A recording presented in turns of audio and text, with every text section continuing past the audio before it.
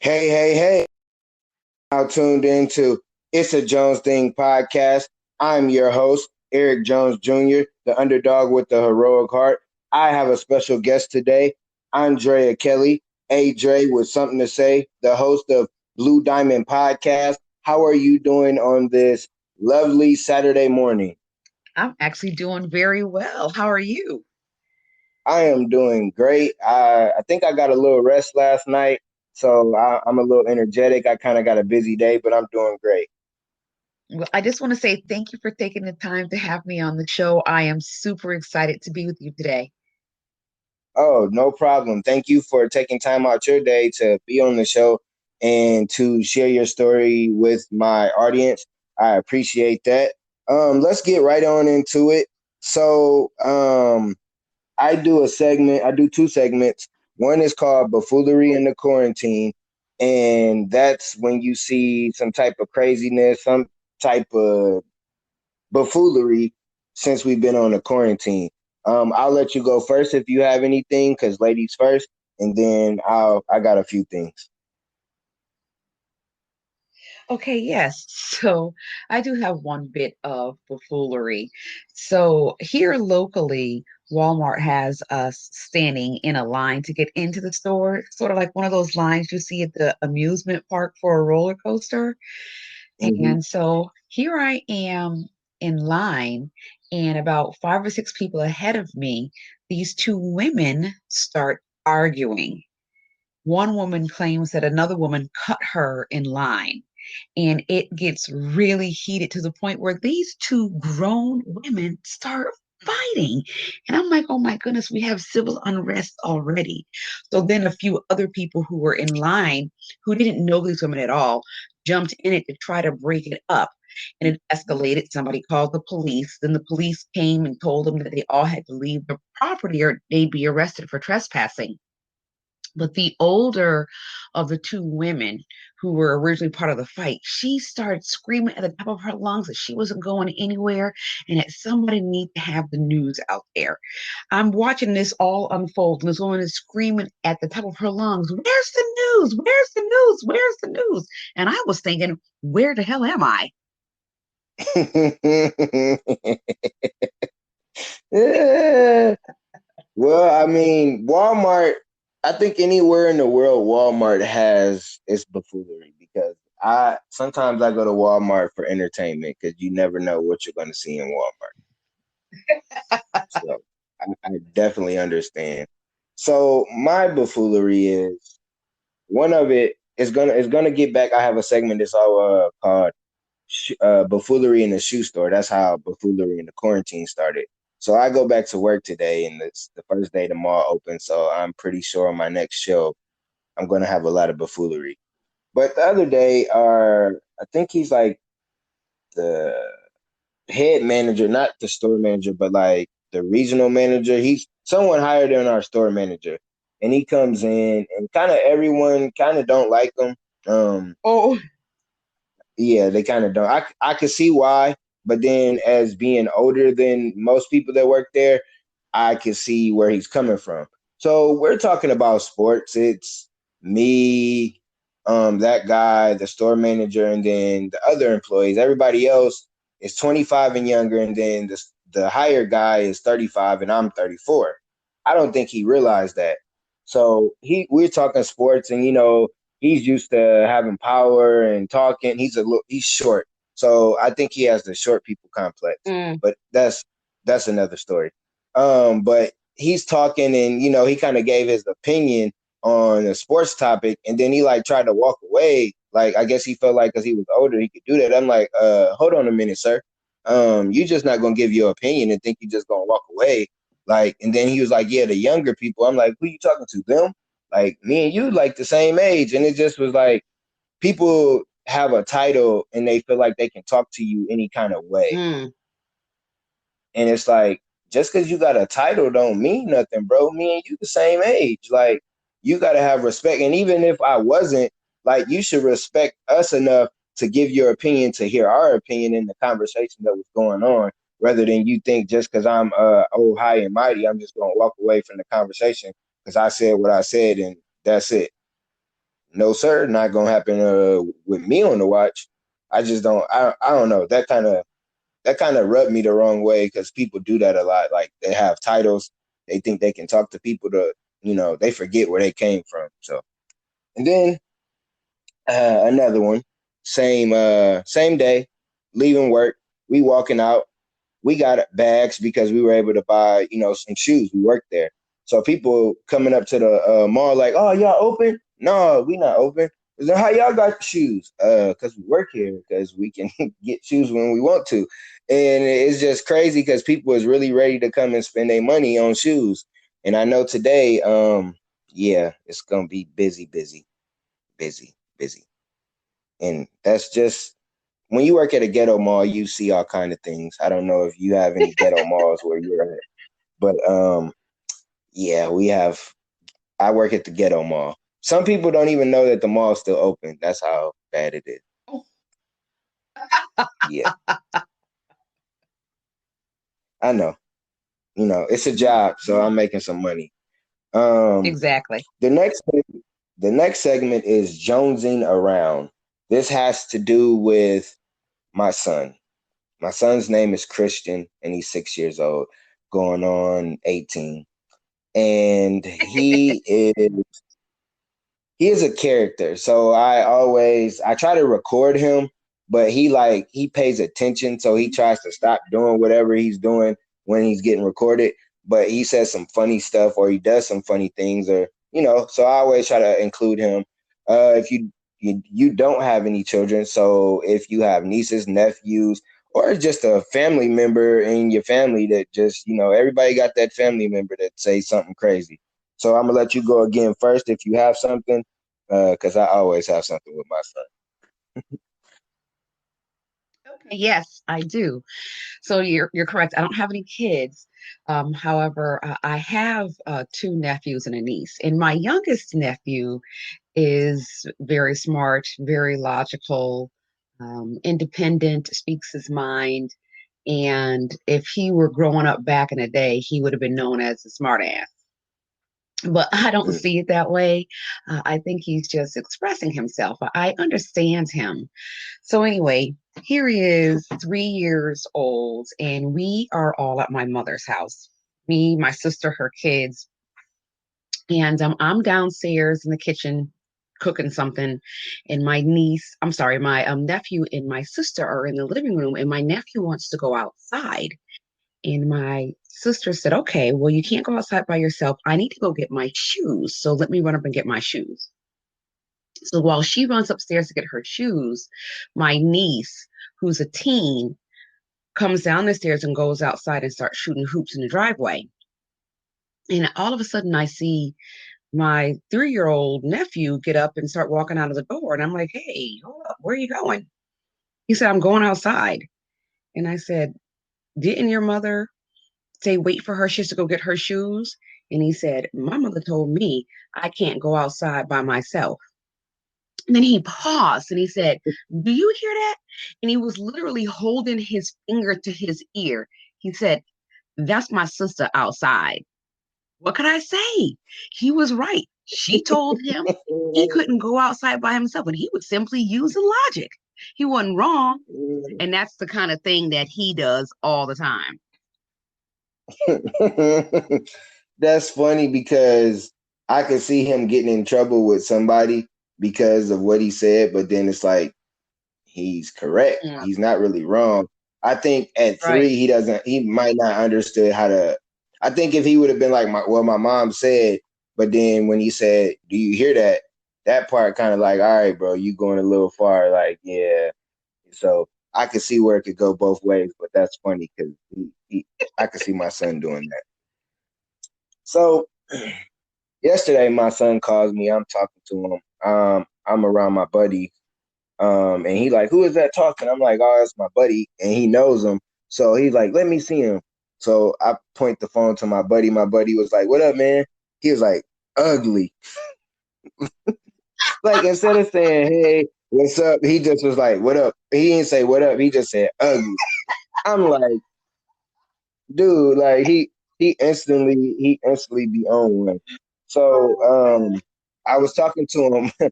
I was talking to him earlier in the day because my Facebook got hacked, and so he has a message. Me and him, he can message me. He has like a kid messenger. So they were messaging me, but they were messaging my old one. So he called, and his mom talking to me. She's like, "Oh yeah, we didn't even know or whatever." So she give him the phone. He eating, and I'm like, "So you gonna eat or you gonna talk to me?" He talking about, "I'm gonna eat. I don't want to talk to you." I'm like, Oh, "Oh." So I just hung up. So he calls me, I think a few days ago. He's like, "I want to come over. I want to come over." I'm like, "Why you want to come over? Like, what's up?" And then he was like, he want to come over because I got Wi-Fi. Because I haven't had Wi-Fi since he's been over here at my new place. So now I got Wi-Fi, so now he want to come over. But before he wanted to go home and not stay. Yeah, that's what I deal with. That's what I deal with. I told you he's six. He's six going on 18 because he has an older sister that's 14, almost 15. So he does have some older mannerism in him. But it's funny because they fight like cats and dogs. It's like I'm like, you're 14, he's six. Like, stop arguing with him. It don't work. right. It don't work. So I have usually when I have a guest on, I ask a couple questions, then we'll get into your story.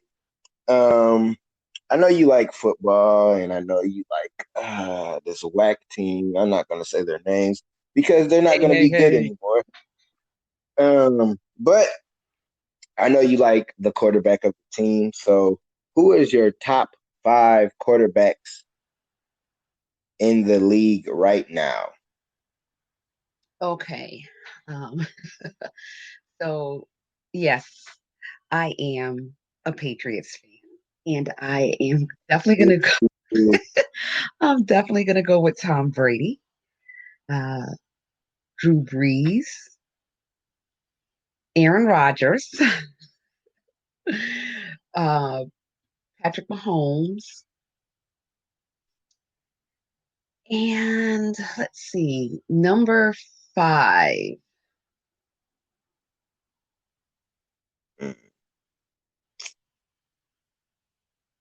I know who you like.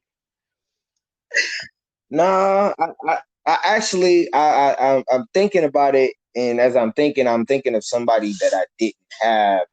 So, and I don't even, I hate their team. So, Oh, yes, yeah, let me say hear your your five. list. Okay, so mine, everybody knows, you know, go pack, go. So Aaron Rodgers is definitely he's number one to me until he retires or whatever. The rest of the list is not really in a particular order. So it's Aaron Rodgers. I hate to say this, Russell Wilson. Um, I hate the Seahawks. Hmm. Um, we have like a rivalry, and yeah, they cheated us and beat us, and so yeah, I don't like them. So Aaron Rodgers, Russell Wilson, Patrick Mahomes, just because he's a bad boy. Um, Absolutely. I gotta go with Big Trust, Lamar Jackson, and this is a tough one because it's either Tom. Yeah, it's either Tom or it's Drew, and I'm gonna have to go with Tom. Drew's a bad dude too, but Tom just got the credentials over Of him. course, you have to go with Tom. So, Of course. whatever. Let's see how the Bucks So do. what? Who's your fifth? Yeah, we'll see. So how's your who's your fifth? Hmm. You got four.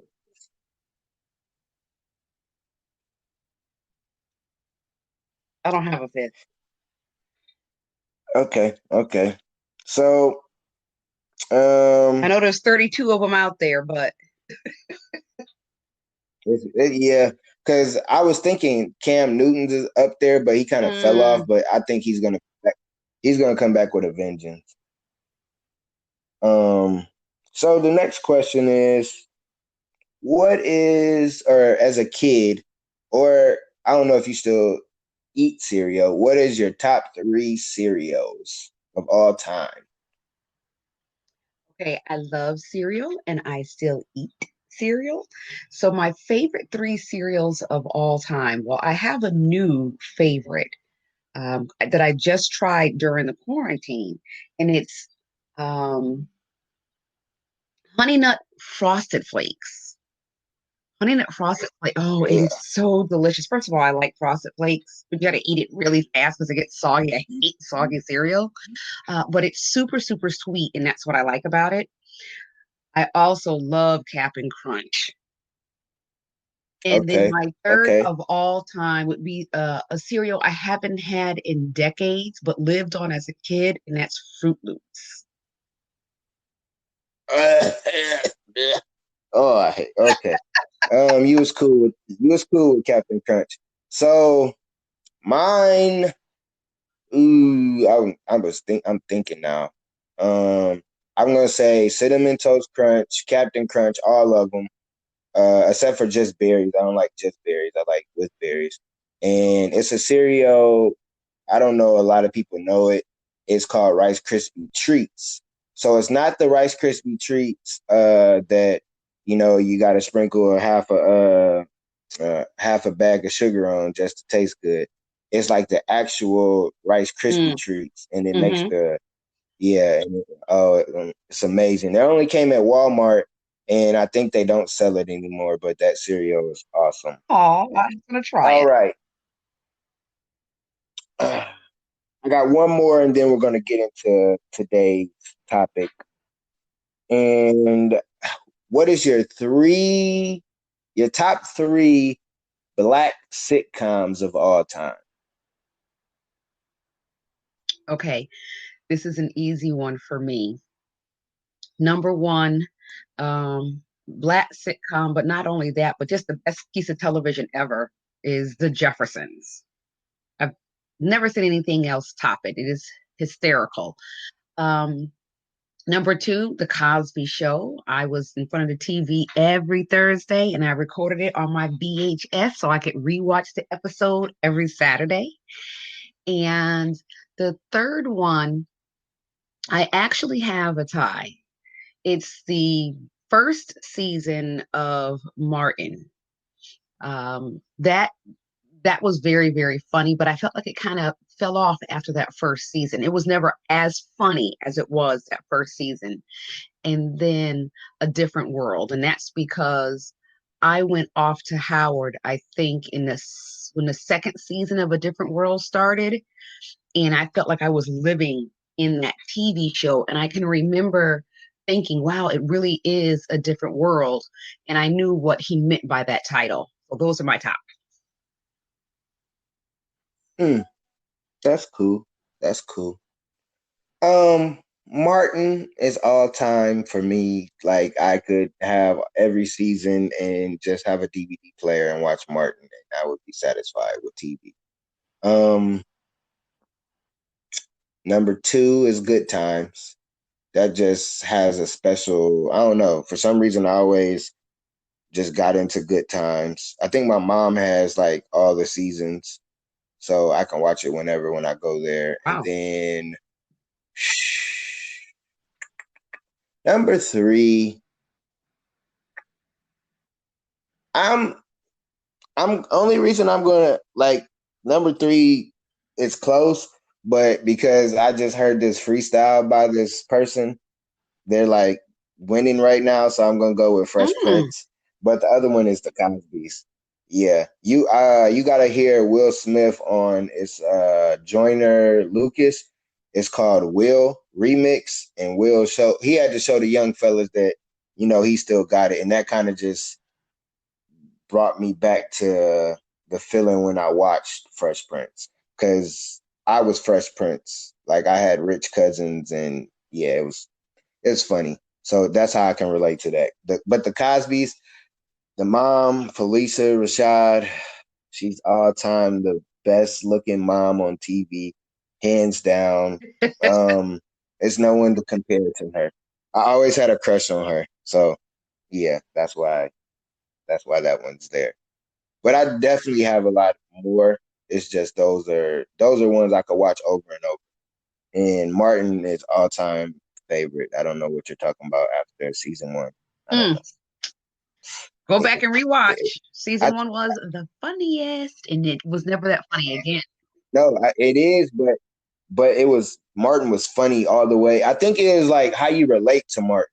Like I think all shows is like maybe how you can relate to certain shows, and then that makes it more relatable and then funny, or like you can relate to it in a different way than somebody else. I think because like the Jeffersons, that's I'm not trying to sound mean, but that's speaking of your age. So you kind of maybe grew up in that like era. Sorry, sorry.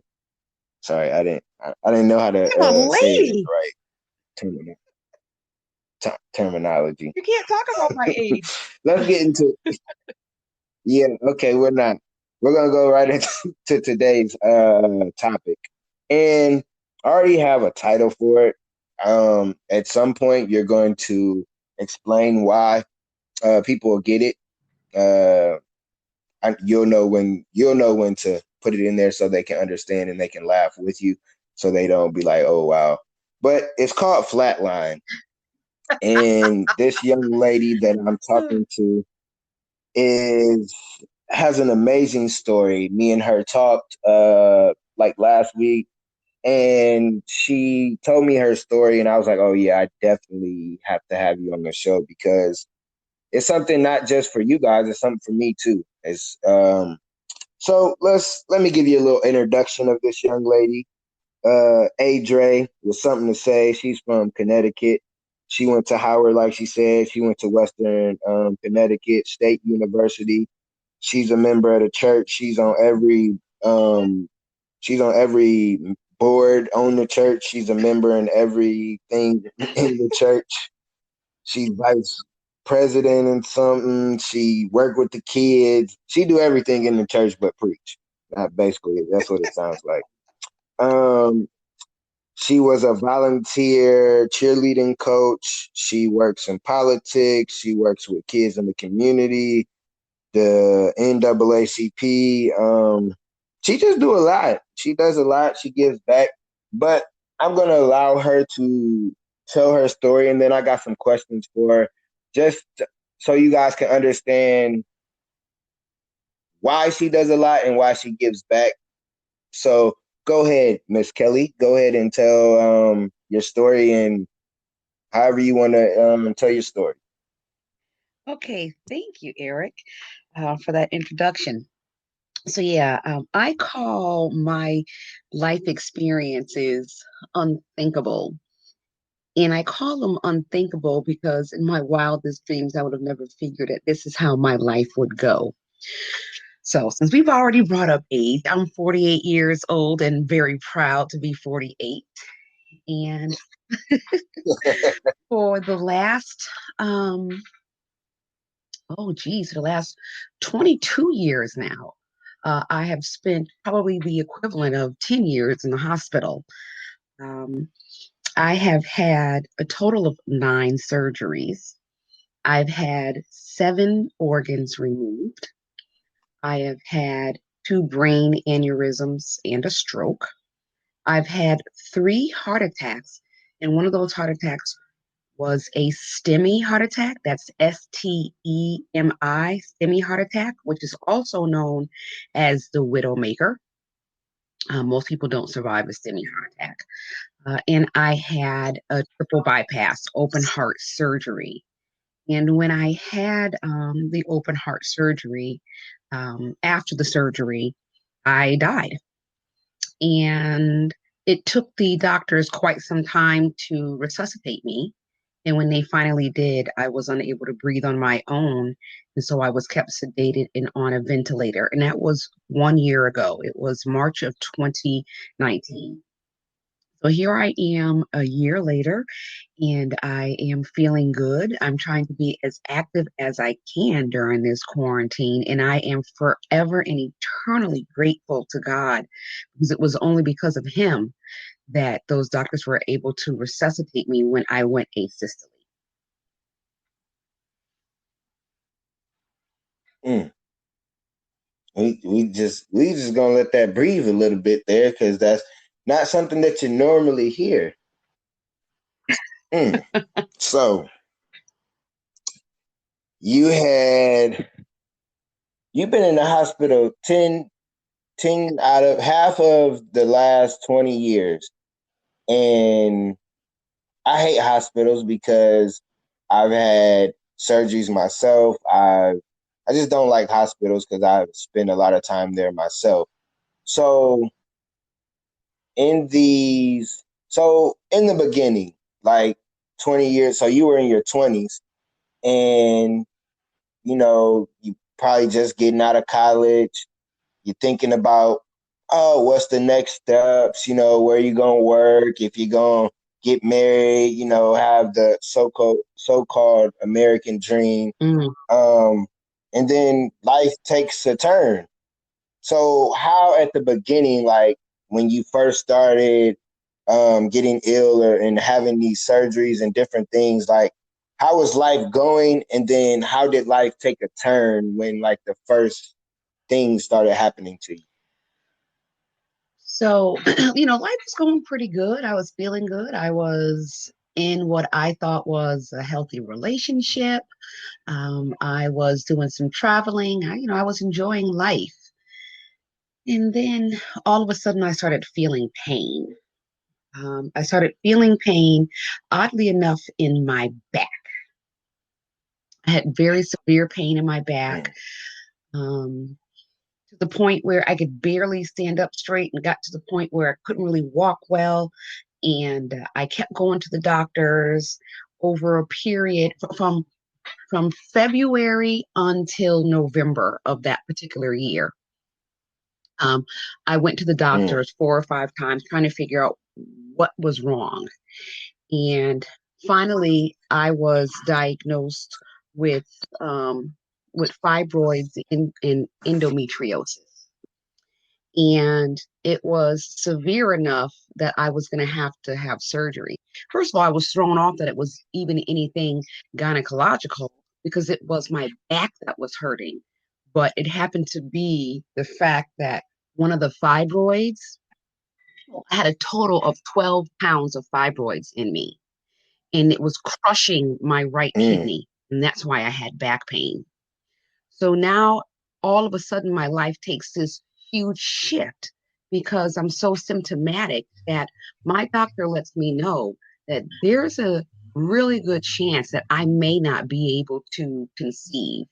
And for me in that moment, my world was shattered because I am the motherly type and I had always wanted to be a mother. And like a lot of girls that had my names picked out for my kids. And all of a sudden, there was the real possibility that this wasn't going to happen for me. And I wasn't at that time, I wasn't at the stage of getting ready to have a family yet. So I couldn't just all of a sudden rush this thing and try to have kids before I ended up having surgery. mm. Oh, ooh. Um. So you said something in there. You were in a what you thought was a healthy relationship, and I know sometimes we hear the story when someone gets sick, the other person like, ah, hell no, I don't know what to do. See you later. And it's not, and sometimes it's even crazy when you hear like married couples, like, wow, bro, like, somebody gets sick, you're supposed to stay there, especially when you're with them for a long period of time. But you were just in a relationship. So you were in a healthy relationship, you're young, you sound like, and you thinking in the future, like, okay, I'm going to have kids. Now they're like, nah, shorty, you not. Nope. Yeah, sorry, sis. Ain't no kids about to happen. So how did your relationship continue? Because you obviously you got more sick, more things have happened to you in that process throughout your life. So in that relationship, did that person stay? How did that relationship go? So I had that first surgery in January of 1999. At that point, we had been together for over a year and were actually house hunting. And then, all of this stuff happened. And right after I got out of the hospital, when I was still at home in recovery, he broke up with me. He told me he couldn't do this. He said, my future with having kids and being able to conceive was unsure. And he knew that he definitely wanted to have kids. So he walked away and left me high and dry right there in the middle of my recovery. Mm, that's you a punk. Whoever you are, I don't know if you ever hear this. I'm just gonna say it. You a punk doing that. Now, like I could see if like maybe right at the beginning, right? You still stay. You kind of even when you think about okay, maybe this might not work out. I'm not gonna leave you just high and dry because we about to go hunt. Maybe this what it was. I don't.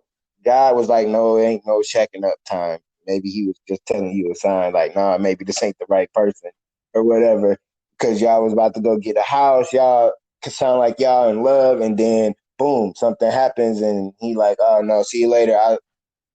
Like he didn't even stay to like make sure you were straight, to make sure to see if that when you have people don't understand when you have major surgery, like any surgery, you could really get they could stick you the wrong way and adios, you gone. But when you having major surgery, like things could go wrong, and you might not be better after the surgery, or you the way you heal, and you just leave somebody. That's yeah, I don't understand that. So your boo left you. Did you have a support system throughout this process of not just at the beginning, throughout the whole thing? Like, who was your support? Did you have a support system? Because I know when people are going through things, um, sometimes people are scared, they're nervous, they don't know, and they don't really have a great support system. So, how was your support system? Like, who was there for you? Were there people there for you? Okay, well, first I just want to say, as far as the dude that left me high and dry, it actually was good timing for me because I was so concentrated on and focused on getting well that I didn't have time to be sad or get depressed. And I know that might sound crazy to some people, but that's actually what happened. Um, and it also just let me know that had I got married to this guy and ended up facing this while we were married, he would have walked away. So it ended up being a good thing for me. And I also, it probably is the fact that I had such a strong support system that I didn't really worry about him too much. My parents, my sister, my extended family, my close friends have been incredible, and the prayer groups that have formed each time I face some kind of major medical issue um, is awe inspiring. My parents, each time I've gone through something, will drop what they are doing so that they can tend to me. I've lived in Connecticut, Chicago, and several cities in Florida. I've lived in other places, but those are the places that I've lived when I've become ill with one thing or another. And it didn't matter where I was, how far away I was, or what my parents were into at the time. They put everything on hold and would come to where I was and stay until I was well enough to be without them. If that meant staying for a month to 6 weeks. One time, my mother came down to Florida because I'd had a hysterectomy. And she stayed with me for 6 weeks. And then about a month after that, the doctor told me that he thought I had cancer and sent me to an oncologist who said, oh, I have to do surgery. They were just positive that I had cancer. And so I had to call my mother up and tell her that I needed her to turn back around and come back and stay with me until I was getting ready to have another surgery. So I'm eternally grateful to her, but also I have a very, very strong relationship with God, Jesus Christ, and the Holy Spirit. And that has carried me through. My faith has carried me through because when I tell you I've been through it, I've been through it. And Hmm. God has been at my back, just holding me up, giving me the strength that I don't have. And then another support system that I have outside of my family, my friends, and God is therapy. Therapy has been very, very helpful to me. Hmm. So you've had shout out to my Dukes and Pops for Yeah. picking up everything and just going. Like you don't have a lot of parents like that, or especially like maybe older generation parents like that where they just gonna drop everything and just go. They might make an excuse or they might come and stay for a little bit and dip out, but that's awesome to have that in your corner. I know my mom, if something happened to me, she first one on site. She gonna be there immediately. My sister probably be right behind her, so I know those two would definitely do that. Um, you said you had God and you had counseling. So with that, because I know counseling, and you didn't just wake up and just go on into counseling, and everything just worked out with that. So with all this going on, and then you throw in a monkey wrench and say they tell you might got cancer.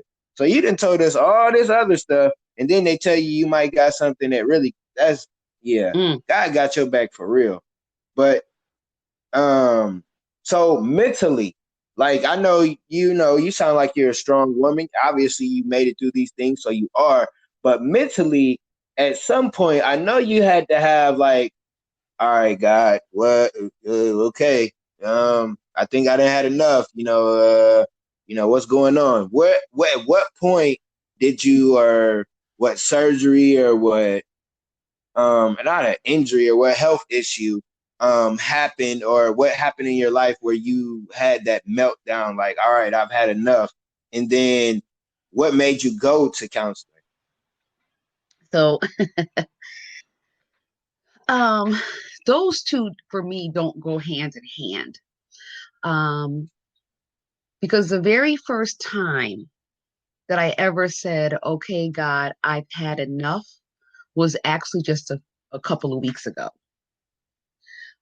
When I was feeling some Mm. pain in my head and ended up having an anxiety attack because I was afraid that I was having a third brain aneurysm. And I said, okay, God, at this point, I do need a break. I've been through a lot. I don't want to go through anything else right now. So, as far as that specific question of or statement of me saying, Lord, I can't do anymore, that's recent. But as far as needing some therapy, when I had my first heart attack, which was at the age of 37.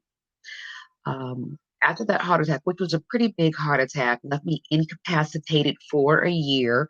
Most people go to cardiac rehab for about 6 weeks, some people for 36 sessions. I was in cardiac rehab for 11 months because the damage to my heart was so severe. And they were trying to strengthen my heart. During that time, I was just absolutely terrified. I had already had a brain aneurysm at that point and had many surgeries, but I hadn't faced anything like this heart attack. And I was afraid. I was afraid to go to sleep because I was afraid that if I went to sleep, I would never wake up again. I wouldn't get into bed. I'd only sleep in a chair. I didn't even want to lay down. I was feeling a lump in my throat, and I'd gone to the ear, nose, and throat doctor, and he said, "There's actually nothing wrong with your throat. It is the proverbial lump in the throat that you're feeling that people get when they're nervous." My anxiety was so high that I felt the lump was real, and it wasn't. So my best friend, who happens to be an APRN, um, she said, "Listen, you need therapy. You need to go see someone." And so I went to a therapist who, first of all, informed me that the average person who has a heart attack ends up dealing with some major anxiety and depression. even if, well, obviously, when they survive, regardless of how severe or mild the the your diagnosis is, they still end up having some kind of depression and anxiety. So I saw her for a couple of sessions, and then she suggested that I go to group therapy. I went to group therapy, different strokes for different folks. It didn't work for me. Sitting down in a group and listening to people tell their very depressing and sad stories was depressing me even more. So that wasn't a good fit for me. I'm sure for someone else it would work well because you feel like you're not in it alone, but one-on-one therapy worked better for me. So I'm 48 now. I was 37 at the time. I've been going to therapy ever since. Now, when I went to therapy after my heart attack, that actually wasn't my very first time going to therapy. I'm going to share something that a lot of people don't know. I first went to therapy at the age of 9 years old because the school told my parents something was up and they didn't know what it was. So they suggested I go see a psychiatrist. And I am so grateful that my parents listened. A lot of um, people in our community, we Black folks, we don't do therapy. And my parents didn't say, there's nothing wrong with my child. Instead, they went ahead and sent me to therapy. Come to find out, I was struggling in class simply because I have dyslexia. Wasn't crazy or anything like that, but it was hard for me to focus. And so they got me the help that I needed. I don't know that I would have been as successful in school as I was had I not gotten that help. The psychiatrist, figured out what was wrong, had me tested, and then they got me the help that I needed.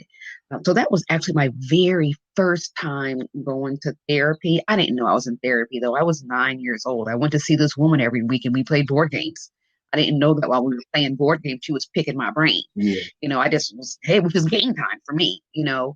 Um, so going to slipping back into therapy really wasn't that difficult for me. Understand. Again, shout out to your parents. Because, like you said, in our community, therapy is like, what? No, we don't do that. Baby, you Mm, better open your Bible, pray to God, something like that of that sort. But that's awesome that you realized like you didn't give up after the group session. You didn't say, oh, this ain't for me. Let me try something else. And then it worked and you've been going for 10 plus years. That's awesome. I think when I was a kid, I had like a therapy because I was kind of bad a little bit. Me and school didn't really get along. So I remember I used to have to go to someone and talk to them, and they basically was like, I had ADHD, where like not the like where you run around and like where it's like I just got a short attention span. Like if it doesn't interest me, like it's not really gonna interest me. Is it's like I have to figure out ways to learn different than everybody else. So I remember doing that when I was a kid too, because my mom was trying to figure out like what's going on because this little boy right here is something else. So it's always good as parents to let your kids maybe talk to someone besides you just to see maybe if something's wrong. Like your nothing was wrong with you. They just wanted to see like, hey, she's struggling in school. What's going on? And it was because you learned different than everybody else. So hmm that's cool that they did that. And then as you went as an adult, you were comfortable. Like, oh, I've done this before. I didn't realize it before, but now I'm cool. So you said something at the beginning though. You told us everything that you'd been through. You then went through a hell of a lot. Like you've been punched, actually knocked down. They didn't throw in the white towel, everything, and you said just recently you said, hey, God, come on, bro, enough's enough. You know, I've been doing good. I've a year from from dying. I'm good. Let me do some more things, and it's like that's awesome. Like not that's awesome that you've went through everything and at no point you like I'm gonna give up. Because there's people out there me included, that haven't been through health issues that you've went through to where you could have probably passed away a few times just from what happened to you Absolutely. and the statistics of the heart attacks and things of that sort. So we complain and all this, and like listening to your story, there's no room to complain when my heart's good, when I'm healthy, when I can still move my limbs, because there's people that can. Or you were in rehab for over a year or close to a year, but over what they even say you're supposed to be because of the damage that went through you. So what would you say to somebody going through, not maybe it's mental health month, but mental health, but just going through it? Like, what kind of advice, or what would you tell somebody, because you've went through it on the health side, and the health side is, I mean, without a heart, you're not going to be able to do anything. But just give some advice to some people that's going through, and it might not even be health issues, just life. They're just going through some shit. They don't really know, they stuck. Okay, well, the first thing that I would tell people is not to compare. My experience is extreme. So I tell people don't compare my story to your story. Um, your story does not have any less weight because I died and you didn't. This is what God has given me to Mm. carry. And it's a heavy load. Um, if you find yourself carrying a heavy load in any way, shape, or form, maybe it's financial, maybe it's relationship, maybe it is uh, physical health or mental health. The first thing is don't feel guilty about it and do not allow anyone to belittle what you're going through. I don't like to use the term petty. What's important to me might be petty to you, but we have differences. So, what I deem important doesn't have to be important to you. The other thing is, at first, um, I did have some hesitation in going to therapy after that first heart attack because my faith is so strong. And I felt like, how can I be anxious and have faith at the same time? I rely on God. I don't have to worry. And I felt this internal conflict. And I know there's a lot of people out there that are going through that. Let me tell you this. God presents us with the tools we need to get by. And if that tool is therapy, then you utilize that tool. God has made sure that I am getting all the help that I need physically, with support from family and friends, and then taking care of my mental health. Because you can't go through the things that I've been through and be okay mentally.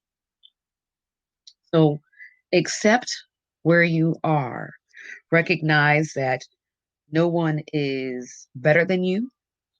Therefore, you can ignore any kind of judgment they might give you about what you're going through or about going through therapy, especially my brothers and sisters in the Black community. Go and get therapy. Now, of course, in getting therapy, you need to make sure that you're comfortable with your therapist. If you are not comfortable with your therapist, go get another one. Don't just say, all right, I'm done with this. Because let me tell you something. I had a really bad therapist one time. It was the Jesus in me that kept me from throat punching her. And I could have given up on therapy at that point, but I didn't. Instead, I just shopped around with the help of my primary until I found someone who could help me. If you, and I know I'm going to sound kind of preachy here, but this is my life and this is what helps me. If you don't have a relationship with God, or you feel like your relationship with God needs to improve, start talking to him. That's all you have to do is sit down and start talking to him. When I had the STEMI heart, And when I came out of it, and after I got off the ventilator and was able to talk and all of that, one of my cousins, who is so close to me, we call each other sisters, that's sister cousins. She called me up and she said, I am so sorry you're going through this. And I said, I'm not. And she said, what do you mean you're not? I said, I'm not sorry. I'm not saying I want to go through it, but I am going through it. And I'm not sorry about it because every time I have a major health issue, it shores up my relationship with God. I have time to sit by myself and have conversation with him and read the word and listen to some gospel music. He talks to me through gospel music. I saw this thing the other day. It said, when you're feeling good, you understand the music and you like it. And when you're feeling sad, you understand the lyrics. And that's the way that God communicates with Mm. me. So that's also been a form of therapy. So this quarantine thing is not new to me. I've been quarantined for, like I say, probably the equivalent of 10 years over the last 20, because when you have uh, a major heart attack or when you happen to die and get brought back to life, you are isolated to the bed because you can barely move. So, this quarantine we're going through right now, I hear everybody talking about a new normal. And I think to myself, oh, honey, a new normal is when you have a heart attack and you're in the emergency room and the doctor says you've just had a major heart attack and your heart can no longer function on its own. You have to have open heart surgery, but we gave you a medication and it's going to take 8 days for that medication to leave your system. So we can't do the surgery for another 8 days, but you can't go home because if you do, you will die within the next 24 hours because your heart can't function on its own. So we're going to keep you here and keep your heart functioning for 8 days until we can do the surgery. Then you have the surgery and then you die. And then you can't breathe on your own and you're resuscitated. That's a new normal. So everybody's story is different. Rely on a support system around you. Don't be afraid to ask for help. Don't listen to people's judgments of you. You haven't walked in your shoes. And no matter how strong your faith is, you are human. You are going to worry.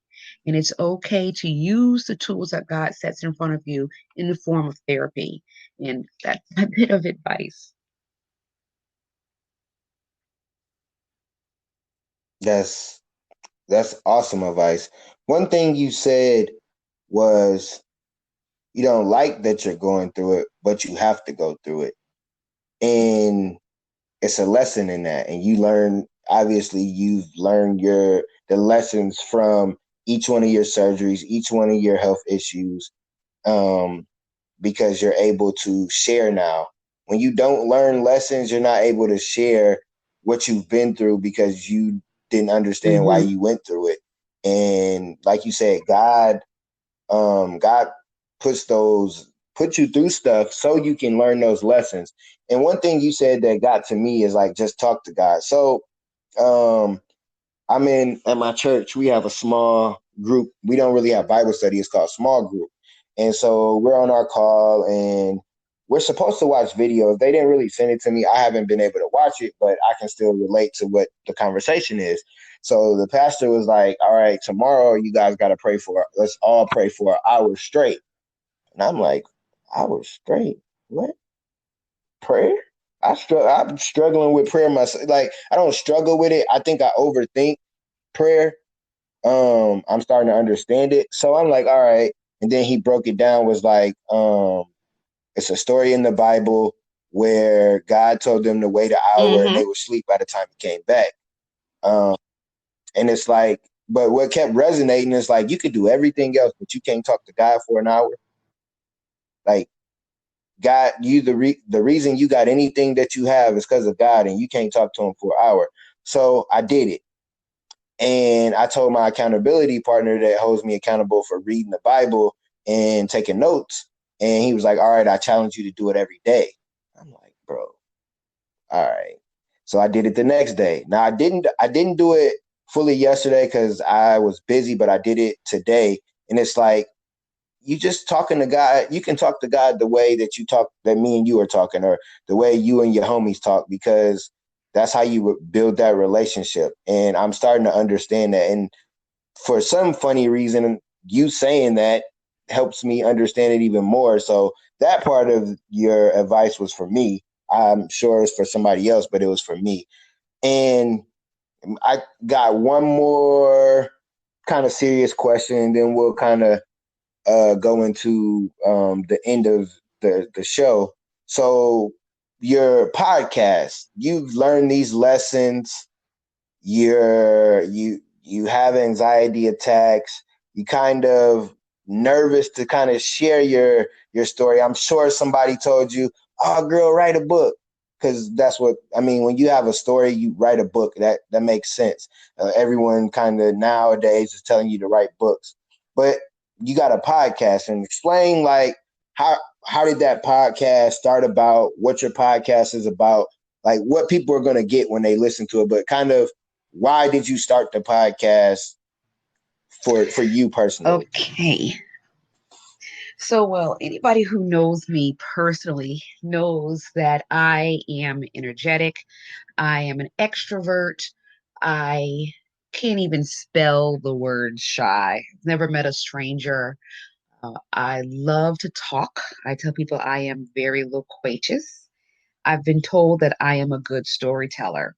So, a mix of being a good storyteller and having this incredible story to tell led a lot of people to tell me, write a book, write a book, write a book. Not only that, I have written for other people. So people know that I have the writing skills, and I do write a lot of poetry. However, I sat down to write this book, and I was not passionate about it. There was no passion behind my writing, and that was not going to do the story justice, because my story is really not about me. I am an instrument in the story, but of course, the story is about God and what He can do.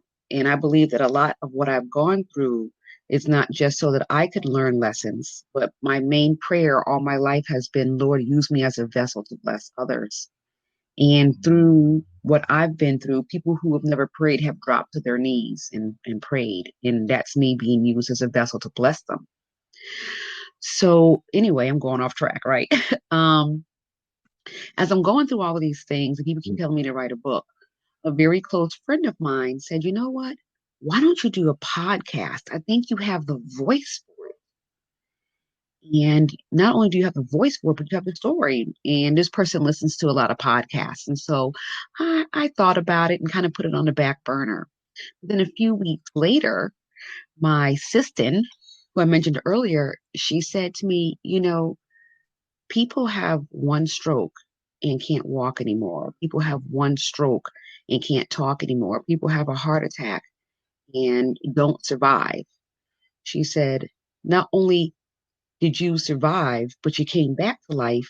And every time you've gone through something, you end up being left fully intact with your God given skills and talents intact, which happens to be my loud and energetic voice and my ability to storytell. He said, I think that a book wouldn't capture everything, so you should do a podcast. So I was like, okay. So I really started to think about it seriously and put together this podcast called The Blue Diamond. And it's called The Blue Diamond because the Blue Diamond is the most valuable, monetarily speaking, valuable gem on the planet at about just over $4 million per carat. And what I want each person to know is you are a blue diamond in God's eyes. You are extremely valuable. And so that's what it's supposed to be a reminder of. And what I do is I just share my life experiences. At least when I first started the podcast, I was really focusing on sharing my experiences and the lessons that I've learned and how other people can benefit from it. Hopefully, somebody out there will hear it and say, oh, I can relate to that. And yes, it's going to be okay. But lately, with us being in this quarantine, I've been sharing more so how I am personally going through the quarantine. My latest episode is called Funky Mood. I was in a funky mood when I recorded it, and I wasn't even sure if I had the right frame of mind to be recording, but I like to keep it raw and real. So I just went ahead and let it flow. So that's basically what my podcast is about and how it came about.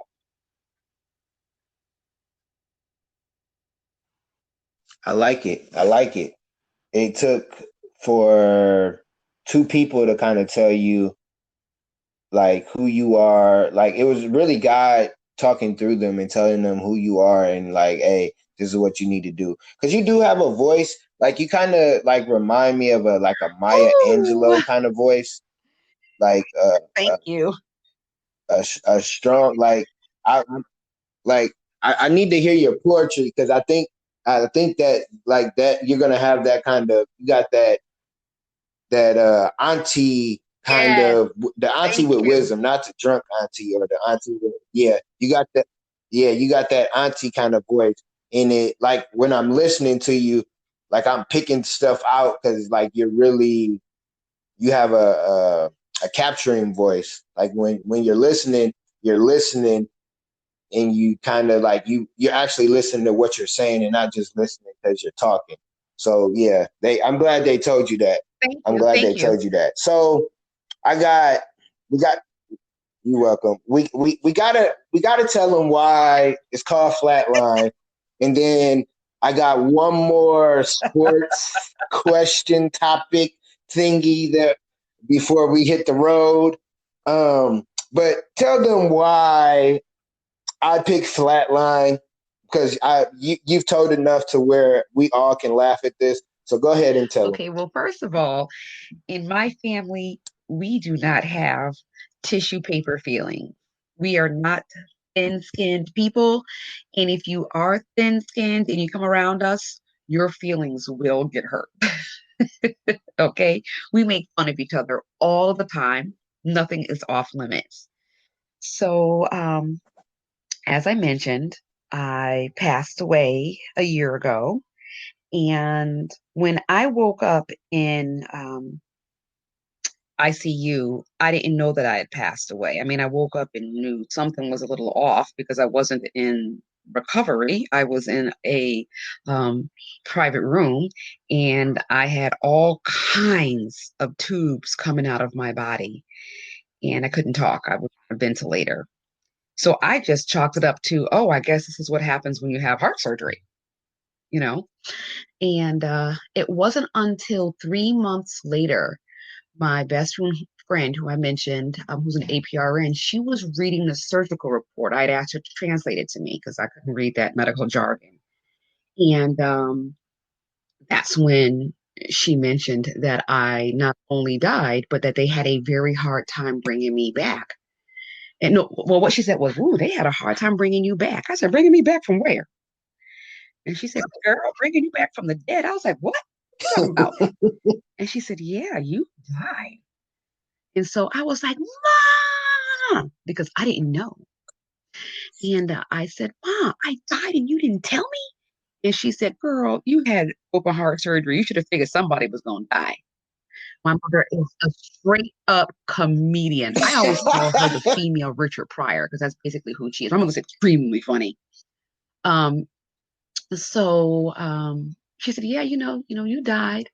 Uh, and so then a few days later, she said something to me and I gave her some kind of smart aleck answer. And she looked at me and she said, boop, boop, boop, boop, and started calling me Flatline. She will remind me in a minute that I flatlined. And so that is one of my new nicknames. And I wear that badge proudly. Yeah. So listen, y'all. When she told me this, cause she like I didn't really get it. I'm thinking flatline. I'm from around the way. Flatline, you flatline somebody, you stole on them or something. So I'm thinking, hey Dre out here knocking boys out like Mike Tyson. She like, no, flatline, dead. I'm like, oh yeah, my Dukes got good jokes. I think I don't know. I would want to meet her and be around because I'm funny, but then I don't know because like when you're around when you're around Get it uh right. seasoned seasoned people and then and especially women like I don't know like because it's funny because me and my buddy me and his girl they were dropping me off and she liked to joke because I joke so me and her was roasting each other back and forth but I don't know my Dukes might got some jokes and might get me out of there and I She's might be like very, oh I very don't want to meet her quick no more. witted, and that's where she gets you. Because if you say something to her with before you can finish your sentence, she's already coming back at you. I gotta think about it. Not her. Extremely quick witted, and I have never met anyone, had a conversation with anyone who is as quick witted as she is. She's always ready. Listen, I'm the same way. Like, because I think being around my buddies, like you got to be quick. Like, it's certain friends. Like, it's a dude I worked with yesterday. He instantly started joking. I already have jokes in my head, pre jokes in my head for certain people because I know they're gonna joke. So I'm quick with it too. And my son, he quick with the Uh-huh. draw too. So I think we get it from my grandma because my grandma was like that. My granny, yeah, she was roasting. She would talk about everybody, and it's like Granny. My mom used to be like Granny. She'd be like, Mom, you can't be. My granny didn't care. So that's hilarious. You probably need. I might need to get her on the show. I might have to get my Dukes on the show. I think that might be funny because she gonna give some wisdom, Absolutely. but then she gonna have us laughing. Maybe talk to Absolutely. maybe have her talk to her about that. Um. All right. So before we get into the ending part of the show, you like basketball, and so I'm gonna ask you, who is your top three basketball players of Okay. all time? My top three. Um, well, we've already talked about being seasoned. Um, I have always been a fan of Dr. J. Um, when they had, I can't remember the name of it. Maybe you can remember the league that they had. Yes. If you ever watch ABA. some documentaries and some clips of the ABA, wow. You know, also I was a Lakers fan way back in the day when Magic was playing. I've always been very, very fond of Magic, and my number one all time favorite NBA superstar is Ray Allen. Yay! The crowd goes wild.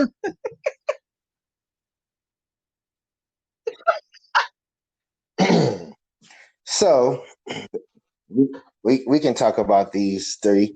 Dr. J, I definitely understand. That's like who my mom like that's who her Jordan was because Dr. J was like Jordan before he was like it was Dr. J, then it was Bird, Magic, Jordan. So he was like y'all Jordan in that era. So I but then they used to play with the high top. I mean, with the high top chucks. So he that was different. I can't play in no chucks. Magic, definitely one of my favorite players. Michigan State Sparties. That's my favorite college team. So I always he got a special place. And he was cold. He was like he to me.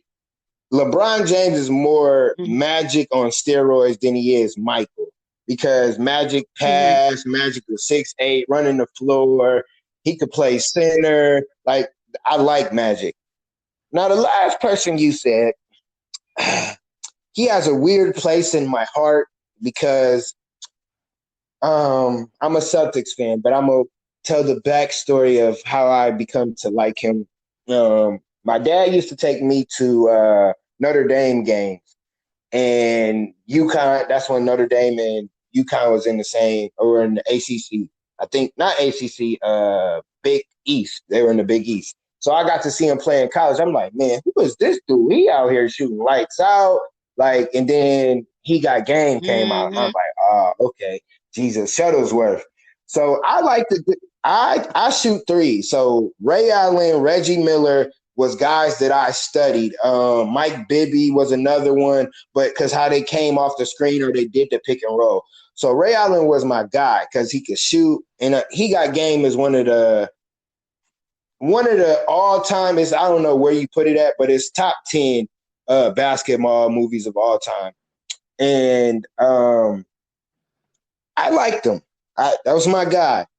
And I'm a Celtics fan, so he comes to the Celtics. I'm like, hell yeah, we got KG, we got Ray, we good. Obviously, we won a championship. KG gets hurt, we don't get, we didn't get to go back. Then Kobe, Yeah. RIP, and Ron Artest. It was really Ron Artest game 7. Meta work. Anyways, so then, you know, there's this other team with this ugly dude that looked 45. He's a little older than me. Then we got Flash. That's my guy. We got this ugly other guy, Chris Bosh. And, this team called Miami Heat. And, we was going at it with them. Our guys are older. Ray, Paul, KG, so they beat us. And then, Ray. No, it Is is his not. first name His Raymond? first name is I'm gonna not call him Ray. Raymond. He goes, oh, His first name is oh, Walter. oh, whatever. Oh, so he like a Steph Curry. He got no real Steph Curry fans don't even know Steph Curry's real name. That's funny. Um, but Ray goes to the Miami Heat, and they're the enemy. They just beat us. We going back and forth. So I'm like, man, skip this dude. Like, how do you go to the other team? But I kind of get it in the long haul as I look at it. But as a basketball fan, my feelings Mm. was hurt. So I'm I still He had like to him do as what a he player, had to but do for himself and yeah. his Let me tell family. my I understand. Whatever. As a Celtics fan, bump him. But as a basketball player, he's Mm. still, one of my favorite players. So my number one is Iverson. I'm gonna just throw that out there. He's the GOAT. That's my guy. There ain't nobody better in basketball than him just because of his size and what he could do and how he kept getting knocked on the floor, how he changed the game of basketball, the culture. Um, number ooh we Oh no, number two favorite. These are my favorites. So I'm gonna have to Mm. throw KG in there. That's me. I'm a short version of KG. I talk hella shit on the basketball court, but I'm backing it up. I'm in your head. I'm in your face. I'm pushing. I'm grabbing. That's just me. Um. Uh. I'm gonna have. This is tough. Favorite. Favorite. Favorite. Um, Ray Allen. no, I would say Reggie Miller before Ray Allen Don't lose because your mind. Reggie Miller. I would say I ain't gonna say Reggie. No, listen. The reason why I would say Reggie Miller, I'm gonna say Paul Pierce is my third, just because right now I can't think. I wanted to say Draymond, but I'm gonna say Draymond instead of Paul. And people like they don't like Draymond. They think he's not good, but Draymond's a winner. And Draymond he talks shit, and I like it. He back it up. That's just me on the basketball court. I'm not motivational, positive, um, Eric. You gonna get killed, and I'm gonna be the one that kill you. You not gonna kill me. Like my mentality is totally different on the basketball court. So I think I'm a mixture of those three. So those are my three favorite. But back to you thinking just Mr. Ray over Reggie Miller, man. Reggie Miller and he played here in Indiana, but he was more of me, talk trash, he in your face. You know what I'm saying? Ray was quiet. He just was a silent killer. Like he had his moments when he was younger, he'd dunk on you and give you that look like, what's good, bro? I don't just shoot, I dunk on you too. But Reggie just had that, that feistiness in him. So that's why I would pick Reggie over him. Don't let the Um, strong, silent type, but anyways, fool you. we're gonna get. You know, Oh, I know. right? The quiet ones be the ones that beat you up. Cause Steph Curry don't talk to. No, I ain't gonna say Steph Curry because he talk. But I'm gonna say Klay Thompson. Klay Thompson just go to work and go home and hang out with his dog and maybe sip a couple beers. Like you don't really hear too much from Klay. He talk if you ask him to talk, he'll talk, but he don't really say too much. And that's the kind of person that you want on your team. Well, Come in, do your that's job, go Ray. home, and Go in, do handle his your job, business. handle his business. Um, but I also just think he has a dynamic personality. And, there's a lot of NBA players out there, retired and still playing, who are doing great things in the community. And that goes towards uh, what I like about Ray also. He's doing great things in multiple communities at that, because um, he is a, as you Yeah. can imagine, extremely popular here in New England, specifically in Connecticut, and he does a lot here. But he still resides in Miami, and he does a lot down there, especially with boys and girls clubs and giving computers to schools and things like that. So, on and off the court, just well rounded. And I don't know if you follow him on Instagram, but Homeboy is staying in shape, you know. Yeah, it's a lot of like retired players. Like I think it's like because they don't have to have so much load on them, like going, getting ready for an NBA season, preparing. Like you got time to chill with your family, but then you got that extra 2 hours because instead of working or going to hoop for the whole day, your family can understand. All right, let's let mom or pops, because there's retired women that are still. Because Tamika Catchings, I see her a lot in the community. I seen her in person. I'm like, yeah, you definitely ain't gonna run up on sister girl because she's cut. Like, so a lot of players, like Tom Brady, like even though I think he's like 45, 50, I think he's 40 in real life, but he's old. And you watch his documentaries and he's kind of, he's running. Like you get, like what they say, you get better with age. Like you start to not everybody. Some people stay stuck. But if you get out of your old ways and this is how I am thinking, then as you get older, then you start understanding life more, how to make the adjustments that you need. One thing I will say, LeBron definitely is the GOAT in the off court aspect of being an all-star or a superstar or a mega star. Him and Steph Curry but LeBron, just because LeBron came from the mud, he got it straight out the mud. Not saying that Steph Curry didn't get it that way, but he in the NBA family. So I like that.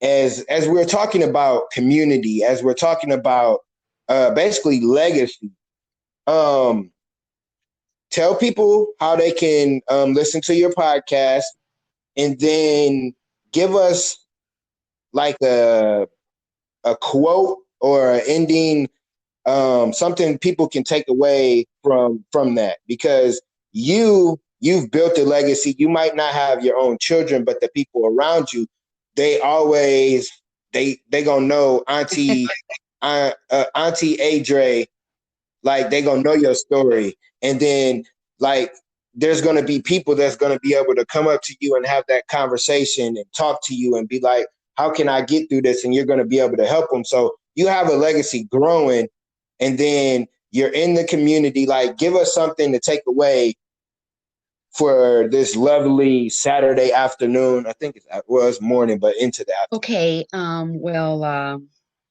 First of all, my podcast is called The Blue Diamond. It's on Anchor, and you can listen to it on different podcast platforms like Google Podcasts, Overcast, Pocket Cast, Radio Public, Spotify, and Breaker. Um, I also have a Blue Diamond Facebook page that you can follow. I'm working on other social media platforms and my website because I do build websites for people on the side. So I'm working on my own right now. Um, as for a piece of advice, um, don't try to do it all on your own. Definitely ask for help. And I'm going to tell you two quotes. The first one is from my grandmother. My grandmother used to say all the time, if you rest, you rust. So no matter what I've been through, I do not simply sit and rest. I keep it pushing.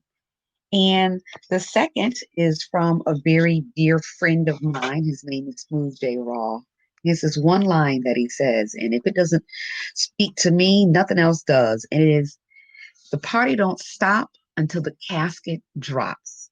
I may have died, but my casket did not drop.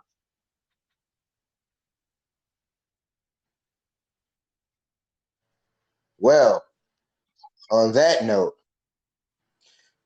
thank you again for coming and sharing your story, sharing life lessons, just being yourself. I like that you're a woman and you can talk sports and you talk a little trash, a little bit. So I like that. And just thank you for sharing your story because you didn't just help people that's going to listen that are, you helped me out too. So I appreciate that. You guys can listen to my podcast on Apple Podcasts, Google Podcasts. It's the Jones thing. Thank you for supporting. If you have any stories about your kids, grandkids, nephews, nieces, whatever, it's a Jones thing podcast at gmail.com. Just thank you again. This has been a great conversation, and I know people will get something from this. I'll let you say something, and then I'll give my goodbye. I get it from my mom. I got to work on my own. I don't want to steal hers, but Okay, that's what well, I I use just for want now. to take this last moment to say thank you, Eric. Thank you so much for having me on the show, for putting out the call for guests to come on and deciding that I was worthy to be on your show. It has been an absolute pleasure to speak to you, and I do hope this is not our last time. And I would love to have you on the Blue Diamond sometime.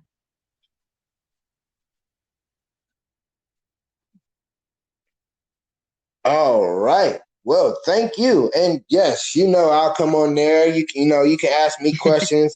I can show my funny side, and we can still talk sports. I can educate you on those things.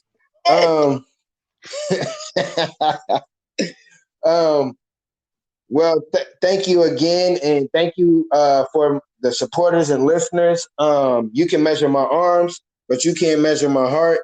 I'm the underdog with the heroic heart. I'm Eric Jones Jr. I have to keep pushing for my kids.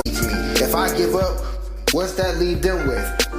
Nothing. I have to understand that it's bigger than me. That it's not about me when I wake up and go to work. It's not about me when I'm reading to educate myself. It's not about me when I'm practicing my speeches. It's not about me.